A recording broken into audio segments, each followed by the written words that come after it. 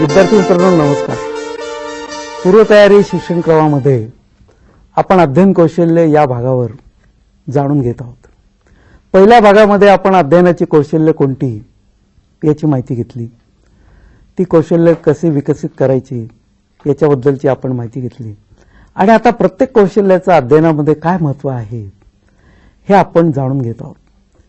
कार्यक्रमाच्या दुसऱ्या भागामध्ये आपण श्रवण म्हणजे काय, श्रवण कौशल्य म्हणजे काय, श्रवणात बाधा आणणारे घटक कोणते याची आपण माहिती घेतली आणि आपल्या असं लक्षात येईल की या कौशल्याचा जर आपण अगदी काळजीपूर्वक विकास केला, त्यात येणाऱ्या अडचणी दूर केल्या, तर आपलं अध्ययन हे एक आनंददायी अनुभव आहे असं आपल्याला लक्षात येईल. कारण या प्रत्येक अध्ययन कौशल्यामध्ये मानवी मन, मानवी प्रवृत्ती, अन्य सामाजिक, भौतिक, राजकीय सर्व त्या ठिकाणी गोष्टी या समाविष्ट असतात. याचं कारण असं की अध्ययन करताना आपण काही आउट ऑफ द कॉन्टेक्स्ट अध्ययन करत नसतो. म्हणजे उदाहरणार्थ एखाद्या अर्थशास्त्रावरचं आपण त्या ठिकाणी व्याख्यान ऐकत असतो, तर अलीकडच्या काळात FDI, त्याच्यानंतर परकीय गुंतवणूक, शेअर बाजार अशा अनेक गोष्टी आपल्या मनामध्ये त्या ठिकाणी येतात आणि मग आपण त्याचा रेफरन्स त्या वक्त्याच्या भाषणाला लावू लागतो. त्याच्यामुळे अध्ययन ही काही केवळ चार भिंतींमध्ये चालणारी, मन अगदी बंद करून चालणारी प्रक्रिया असं नाही, तर या प्रक्रियेमध्ये अनेक नवनवीन आशय हे कळत न कळत त्या ठिकाणी येत असतात, त्याला चिकटत असतात. आता हे करताना श्रवण हे चांगल्या प्रकारे करणं हे फार आवश्यक आहे, हे मी आपल्याला मागच्या भागात सांगितलं. श्रवण म्हणजे नुसतं ऐकणं नाही हे आपल्याला माहीत आहे. श्रवण म्हणजे ती भाषा, त्यातील शब्द याची ज्ञान होणं, त्याची माहिती असणं आणि मुख्य म्हणजे आवाजातील चढ उतारानुसार अर्थ कसा बदलतो हे जाणून घेणं म्हणजे श्रवण होय. त्याच्यामुळे श्रवण करताना शब्द, त्याचा अर्थ आणि वक्ता ज्यानुसार चढ उतार करत आहे ते ओळखणं, त्यानुसार अर्थ कसा बदलला हे हेरणं, हे जाणून घेणं हे फार आवश्यक आहे. आता अनेक वेळा असं होतं, जसं आपण श्रवणात बाधा आणणारे घटक पाहिले की मी असं अगोदरच ठरवतो की विषय अप्रिय आहे किंवा क्लिष्ट आहे, माझं श्रवण त्या ठिकाणी विपरीत परिणाम होतो त्याच्यावर, किंवा मला वक्त्यापेक्षा जास्त माहिती आहे असं जर माझा समज झाला तर श्रवण त्या ठिकाणी माझं योग्य प्रकारे होत नाही. आणि अशा गोष्टींमुळे श्रवणामध्ये जी बाधा येते ती बाधा या गोष्टी जर कंट्रोल केल्या, जर नियंत्रण ठेवलं तर त्या ठिकाणी आपल्याला चांगल्या प्रकारे श्रवण करता येतं. अनेक वेळा मनोराज्यात आपण दंग होऊन जातो, दिवा स्वप्न पाहू लागतो आणि त्याच्यामुळे देखील श्रवण चांगल्या प्रकारे होत नाही. आणि मग या गोष्टींवर कशी मात करायची याच्याकरता काही टिप्स, काही उपाय आहेत का असा आपण विचार करू लागतो.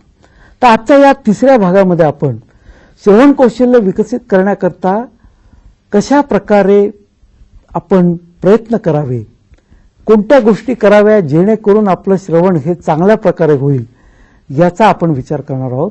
आणि या टिप्स या अत्यंत महत्त्वाच्या आहेत, त्याचा आपल्याला आपल्या अध्ययनामध्ये निश्चित उपयोग होईल.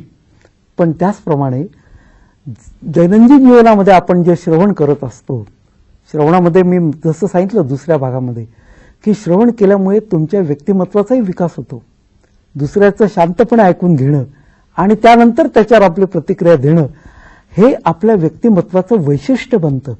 आणि म्हणून श्रवण म्हणजे नुसत्या अध्ययनात वापरण्याची गोष्ट नाही, तर ती दैनंदिन जीवनात संपूर्ण आयुष्यभर उपयोगी पडणारी अशी ती गोष्ट आहे. आता आज मी आपल्याला श्रवण कौशल्य विकसित करण्याकरता सहाय्यभूत ठरणारी जी तत्व आहेत किंवा ज्या गोष्टी आहेत त्याच्याबद्दल आपल्याशी थोडंसं बोलणार आहे. पहिलं म्हणजे ज्या वेळेला आपण एखाद्या गोष्टीचं श्रवण करतो, एखादं व्याख्यान ऐकतो, त्यावेळेला आपण आधीच्या व्याख्यानापासून किंवा आधीच्या ऐकलेल्या भागापासून आपलं मन हे रिकामं करणं, मुक्त करणं हे आवश्यक आहे. म्हणजे समजा अगोदर मी राजकीय व्यवस्थेबद्दलचं काही ऐकलं असेल व्याख्यान आणि आता मानसशास्त्राचं आहे, तर मी अगोदरच्या विषयापासून माझं मन मुक्त करणं हे आवश्यक आहे.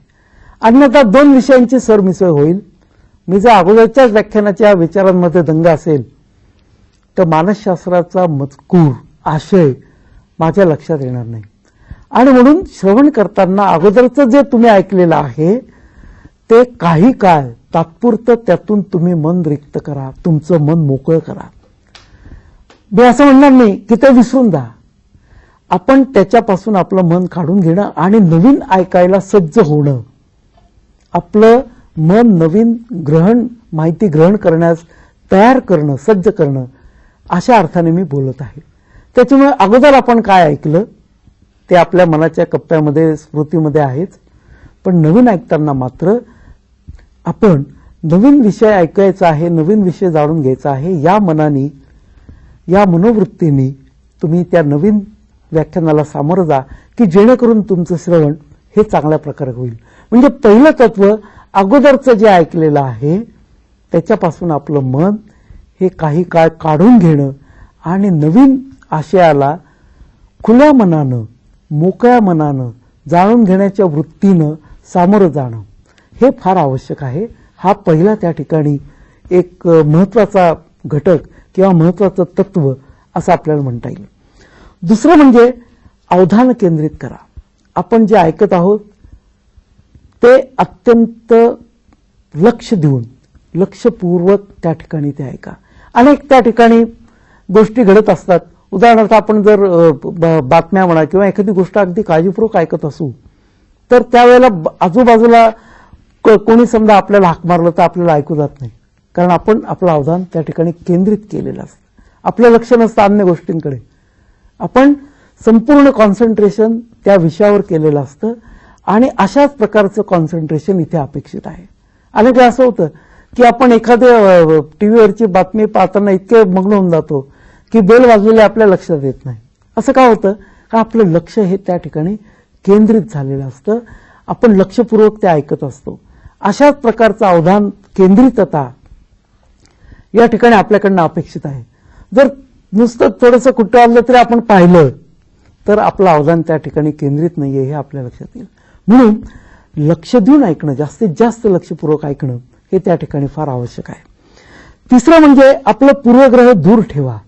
मी दुसऱ्या भागामध्ये हा मुद्दा याच्यावर विश्लेषण केलेलं आहे की आपले पूर्वग्रह जे आहेत ते दूर ठेवल्यामुळे आपल्याला नवीन आशय अधिक चांगल्या प्रकारे, अधिक लवकर आणि अत्यंत चांगला रस, इंटरेस्ट निर्माण होईल अशा पद्धतीने शिकता येतो. जर मी म्हणालो मानसशास्त्र विषय हा खूप किचकट आहे, अत्यंत गुंतागुंतीचा आहे, तर मानसशास्त्राचे किती चांगले सर मला मिळालेले असले किंवा त्यांचं व्याख्यान आयोजित केलेलं असलं तरी माझा पूर्वग्रह असल्यामुळे मी त्यांना स्वीकारू शकणार नाही. आणि म्हणून पूर्वग्रह दूषित असं जर त्या ठिकाणी आपलं मन असेल तर चांगल्या प्रकारे अध्ययन होणार नाही. आणि म्हणून पूर्वग्रह दूर ठेवा अशी विनंती मी आपल्याला या ठिकाणी करेन. अनेक वेळा काय होतं की वक्ता बोलत असतो आणि बोलताना तो अनेक गोष्टींचे रेफरन्सेस देत असतो की परदेशात असं घडलं, आपल्या देशात अमुक साली असं घडलं. आता या ठिकाणी हे उदाहरणं दिलेली आहेत की जी त्याच्या मुख्य मुद्द्याला सपोर्ट करत आहेत. त्याचा मुख्य मुद्दा काय आहे तो समजावून घ्या आणि ही बाकीची जी अवांतर माहिती आहे ती त्याचा एक पुरावा म्हणून तो देत आहे. अनेक जणांना काय सवय असते की ते केवळ अशा उदाहरणांवर लक्ष केंद्रित करतात आणि मुख्य मुद्दा जो आहे तो मुख्य मुद्दा मग ते लक्षातच घेत नाही. केवळ उदाहरणांवर लक्ष केंद्रित केल्यामुळे मुख्य मुद्दा काय आहे हे आपल्या लक्षातून निघून जातं आणि त्याच्यामुळे मुख्य मुद्द्यावर तुम्ही लक्ष केंद्रित करा. अनेक उदाहरणं, अनेक संदर्भ जे वक्ता देत असतो ते केवळ त्याला एक पुरावा म्हणून, एक सपोर्ट म्हणून तो देत असतो, पण मुख्य मुद्द्यापासून तुम्ही कधीही त्या ठिकाणी दूर जाऊ नका. तिसरं म्हणजे अनेक जणांना सवय असते की वक्ता बोलतो कसा, तो हातवारे कसे करतो, त्याने कोणते कपडे घातलेले आहेत, तो दिसतो कसा, म्हणजे मुख्य विषयापेक्षा अनेक अशा गोष्टी की ज्यांचा विषय आकलनामध्ये फारसं महत्व नसतं त्या गोष्टीकडे आपलं जातं आणि परिणामी मग विषय समजून घेण्यामध्ये अडचण येते. उदाहरणार्थ एखाद्या वक्त्याला खूप हातवारे करायची सवय असेल तर त्याने उजवा हात किती वेळा वर केला हे मी मोजायला लागतो किंवा डावा हात किती वेळा वर केला हे मी मोजायला लागतो. तो कशा प्रकारे त्या ठिकाणी बॉडी लँग्वेज त्याची कशी आहे त्याच्याकडे माझं लक्ष जातं आणि मग मी त्या मुख्य विषयामध्ये न गुंतता त्या वक्त्याच्या एकूणच आविर्भावाकडे, त्याच्या हातवाऱ्यांकडे मी माझं लक्ष केंद्रित करतो आणि मग माझ्याकडून तो आशय काही चांगल्या पद्धतीने ऐकला जात नाही, त्याचं योग्य प्रकारे श्रवण होत नाही. आणि अशा वेळेला मग प्रश्न पडतो की आपण 1 तास व्याख्यान ऐकलं परंतु आपल्याला काय मिळालं, आपल्याला हा विषय समजला का, तर आपल्या पदरी मग निराशा येते.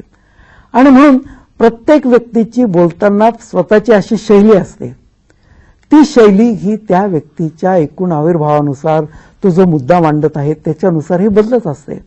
आणि केवळ त्या गोष्टीकडे लक्ष केंद्रित केल्यामुळे आपलं खूप मोठं नुकसान होतं. जर एखादा मुद्दा जोरकसपणे मांडायचा असेल तर ती व्यक्ती त्या टेबलवर अशी मूठ मारते, हात मारते. तर असं का करते, तर त्याला ठासून सांगायचं आहे. पण याचा अर्थ असा नाही की आपण केवळ त्याच्या बॉडी लँग्वेजकडे, त्याच्या शैलीकडे, त्याच्या हातवाऱ्याकडे लक्ष द्या आणि मुख्य आशयाकडे त्या ठिकाणी लक्ष देऊ नका. अनेक वेळा असं होतं की एखादा वक्ता खूप तावातावाने बोलत असतो तर एखादा खूप शांतपणे बोलतो. अशा वेळेला त्याच्या शैलीवर फारसं लक्ष न देता तो काय सांगत आहे, तो काय नवीन मुद्दे मांडत आहे, त्याच्याकडे नवीन माहिती काय आहे, याकडे तुम्ही लक्ष द्या, तरच तुमचं श्रवण हे परिणामकारक होईल. अन्यथा नुसतं शैलीकडे लक्ष दिल्यामुळे तुमचं खूप मोठं नुकसान होईल, असं मला या ठिकाणी आपल्याला सांगावंसं वाटतं. तिसरं म्हणजे आवाजातील चढ उतारानुसार कसा अर्थ बदलतो हे जसं आपण श्रवण कौशल्य अभ्यास करताना जाणून घेतलं तसं ते परत एकदा रिइन्फोर्स करा. त्याची वारंवार त्या ठिकाणी सवय लावून घ्या की अरे इथे अर्थ बदलला बरं का. अनेक वेळा लोक संतपणे बोलत असतात पण त्या बोलण्यामध्ये ते जेव्हा पॉज घेतात तेव्हा त्या ठिकाणी अर्थ बदलतो. एखादी व्यक्ती दीर्घ पॉज घेते आणि त्याच्या वेळेला त्या पॉजमध्ये अर्थ दडलेला असतो. तो अर्थ तुम्ही समजून घ्या. केवळ आवाजातील चढ उतार समजून घेणं म्हणजे काही वेळेला पॉज देखील तेवढंच परिणामकारक त्या ठिकाणी काम करत असतो. आणि म्हणून पॉज कधी घेतला, ती व्यक्ती थांबली कधी, त्या व्यक्तीच्या आवाजातून, हातवाऱ्यातून कोणत्या त्या ठिकाणी अर्थ ध्वनित झाला हे पण तुम्ही लक्षपूर्वक देऊन त्या ठिकाणी पहा, लक्षपूर्वक देऊन ऐका की जेणेकरून तुमच्या अध्ययनाला त्याचा फार मोठा उपयोग होणार आहे. दुसरं म्हणजे अनेक वेळा काही व्यक्तींना सवय असते की भाषण सुरू करण्यापूर्वी ते एक मोठा पॉज घेतात किंवा विषयाला एकदम सुरुवात न करता विषयाशी संबंधित अवांतर माहिती अगोदर देतात आणि मग विषयाला हात घालतात. किंवा काही व्यक्ती डायरेक्ट त्या ठिकाणी विषयाला सुरुवात करतात. तर ही प्रत्येकाची शैली झाली आणि या शैलीनुसार आपलं जे सांगायचं आहे, आपल्याला जे सांगायचं आहे ते अधिक परिणामकारकपणे आपण सांगू शकू असं त्या वक्त्याला वाटत असतं. आता या ठिकाणी अनेक वेळा असं होतं की मुख्य विषयाला फार वेळानं सुरुवात झाल्यानंतर आपल्याला तो विषय नेमका काय आहे हे अगोदर कळत नाही. पण त्या वक्त्याचा हेतू जो आहे तो तुम्ही समजावून घ्या. प्रत्यक्षातील उदाहरणांवरून तो आपल्याला मुख्य विषयाकडे नेत आहे. असं नाही की मुख्य विषयाकडून मग तो उदाहरणांकडे येत आहे. तो असं का करतो, तर ते आपल्या सोयी करता आपल्याला अधिक त्याचं आकलन व्हावं म्हणून करत असतो.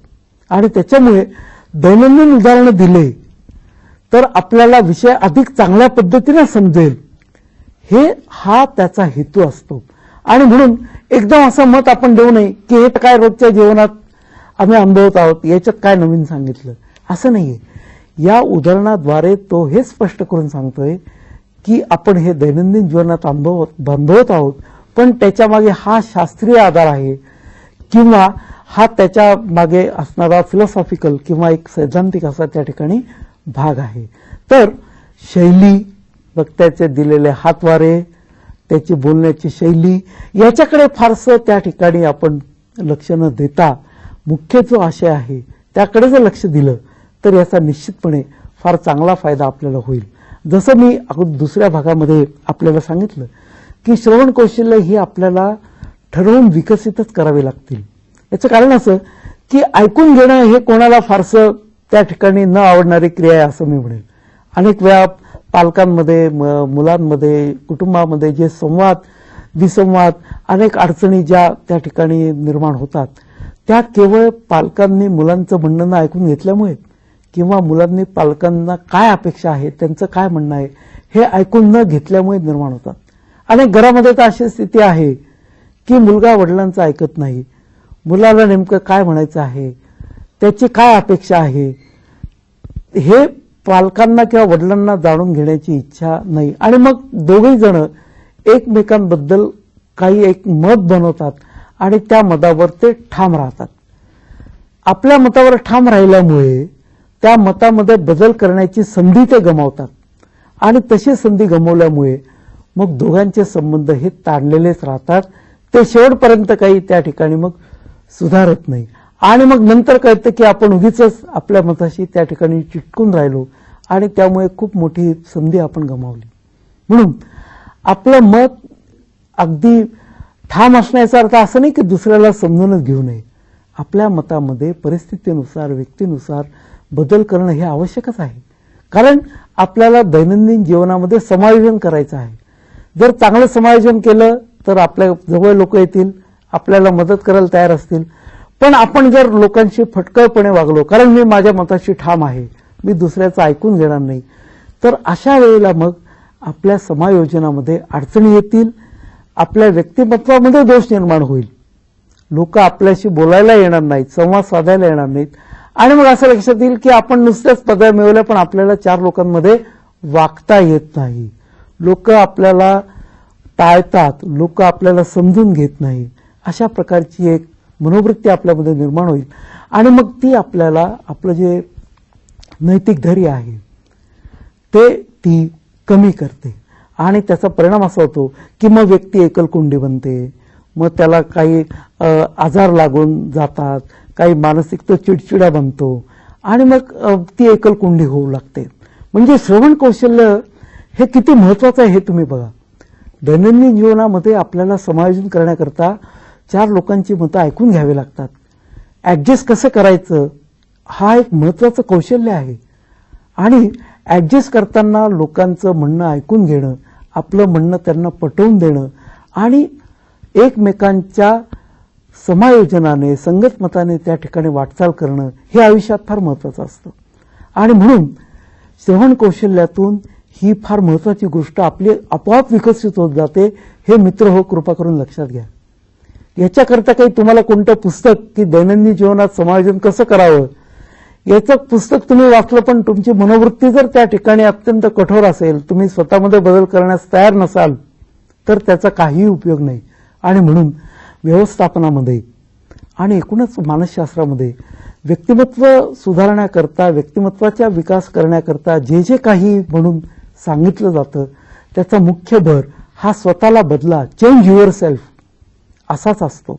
जर मी स्वतःला बदलण्यास तयार नसेल तर परिस्थिती बदलणार नाही, माणसं माझ्यापासून दूर पळतील आणि मग मला जाणवेल की आपण नुसतेच पदव्या मिळवल्या परंतु दैनंदिन जीवनामध्ये, व्यावहारिक जीवनामध्ये आपण अपयशी ठरलो आणि अशा प्रकारची परिस्थिती कोणालाही आवडणार नाही.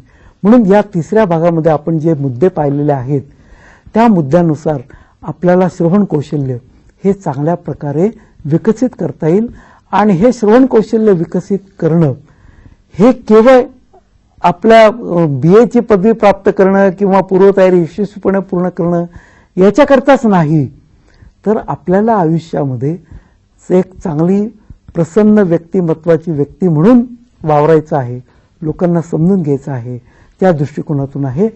याच्याकरता आपण श्रवण कौशल्याकडे दुर्लक्ष करू नका, त्याचं महत्त्व ओळखा आणि ते प्रत्यक्षामध्ये त्याची अंमलबजावणी करा.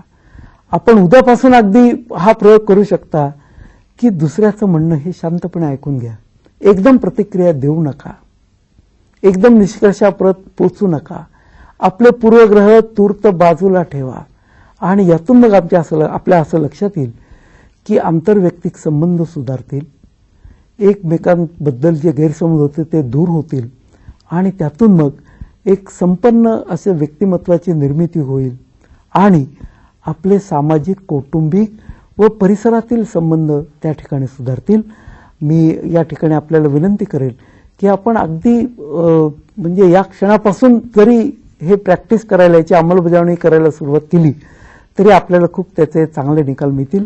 आणि मला खात्री आहे की आपण एक जबाबदार नागरिक आहात भारत या देशाचे, आणि आपली मनोवृत्ती अशी आहे की सर्वांना समजून घेणं, सर्वांच्या बरोबर घेऊन चालणं, आणि त्याच्याकरता हा अभ्यासक्रम हा आपल्याला फार उपयुक्त ठरणार आहे.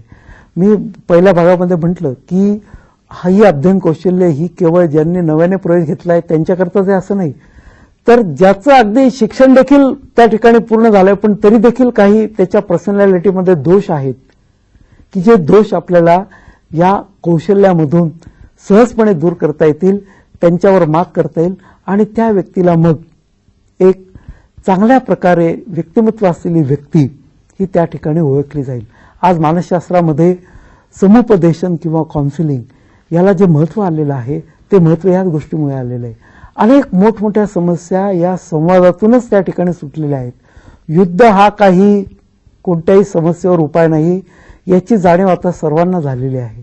आणि त्याच्यामुळे जेव्हा आपण मानसोपचार तज्ज्ञाकडे जातो तेव्हा तो तज्ज्ञ फक्त त्या पेशंटशी बोलतो आणि त्याला बोलतं करतो, म्हणजे त्याचं ऐकून घेतो आणि त्याला बोलतं केल्यामुळे त्याच्या मनामध्ये नेमके काय व्यवहार चालू आहेत हे त्याला कळतं. आणि म्हणून आपले विचार स्पष्टपणे मोकळ्यापणे व्यक्त करा, दुसऱ्याचे विचार ऐकून घ्या की जेणेकरून तुमच्या मनाची ही मशागत ही चांगल्या प्रकारे होईल. आणि म्हणून श्रवण कौशल्य हे त्या दृष्टिकोनातून खूप महत्त्वाचं आहे असं मला वाटतं. आणि मला खात्री आहे की आपण आपल्या दैनंदिन जीवनामध्ये हे श्रवण कौशल्य विकसित करण्याचा अगदी जाणीवपूर्वक प्रयत्न कराल. मी आपल्याला शुभेच्छा देतो. धन्यवाद.